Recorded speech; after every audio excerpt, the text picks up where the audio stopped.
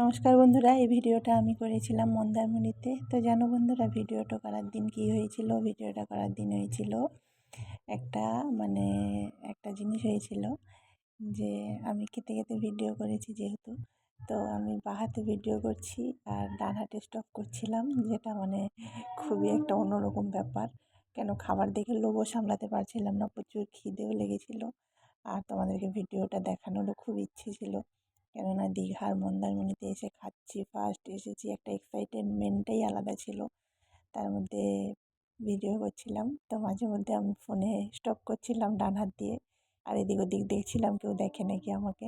তো খুব নিজে নিজে খুব হাসি পাচ্ছিলো সেই সময়টা, এখনও ভাবলে হাসি পাচ্ছে। তো দুপুরের খাওয়া দাওয়াটা আমরা করে নিয়েছিলাম, দেখো একদম ঝরঝরে ভাত, আলু ভাজা, ডাল, একটা আলুর সবজি, আলু পোস্ত, আর আমরা নিয়েছিলাম কাতলা মাছ। আমার বর নিয়েছিল ডিম আমলেট, আমার বোনের মেয়ের জন্য এসেছিলো